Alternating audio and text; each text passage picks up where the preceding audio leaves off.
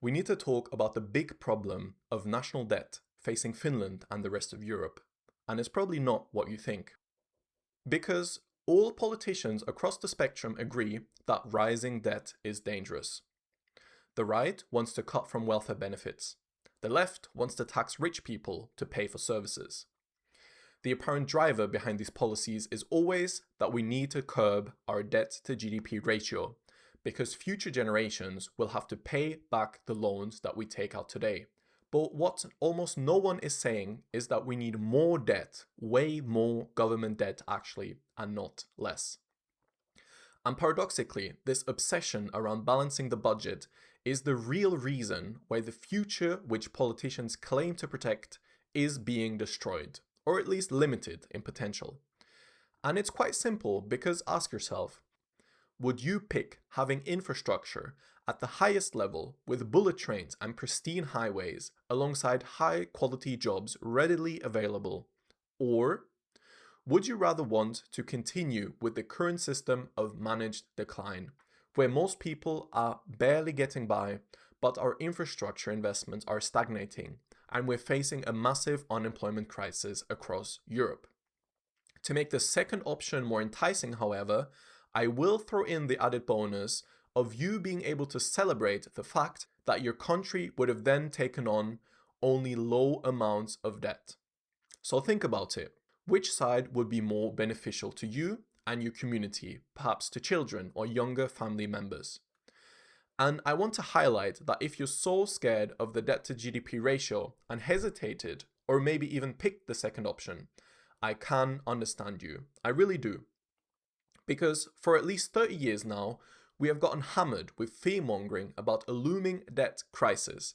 We've gotten plastered by reports demonizing countries in Southern Europe for their high debt to GDP ratio. And hey, most of us still remember what happened to Greece, right? So I really can't blame you, and this is the exact reason why I'm making this video. I want to break the silence on the taboo, on the fear around debt. Because we, the common people, are losing out by taking this fear of the debt for granted.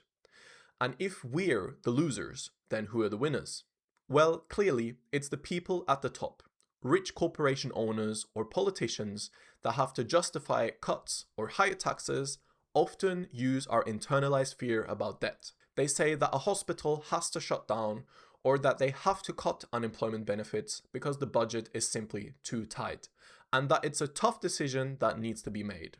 Newspapers at the same time might even applaud them on for taking on these so-called brave reforms. That is what we're seeing happening across Europe at the moment.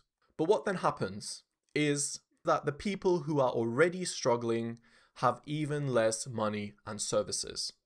On the example of cutting benefits, it then leads to us feeling more pressure to accept any job, no matter how bad the conditions or the pay offered are, because we simply have no other option for survival.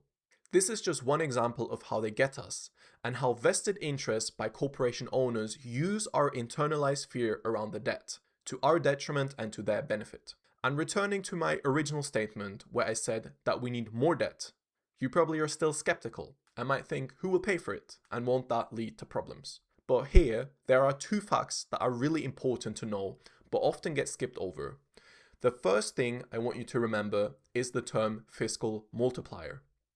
Sounds complicated, but it really isn't. In simple words, it means that when we invest into an area that is productive, or helps us down the line, such as investing into education, infrastructure, or healthcare, each euro that we spend will create a higher amount of economic activity over the years. For example, each euro that we spend on education usually gives back around 3 to 4 euros over the long term, because more teachers get hired, better school equipment gets purchased, and students will end up working better jobs after graduating. What this shows is that even if you're scared of the debt, by spending it on productive areas that I mentioned, the economy grows faster than the debt.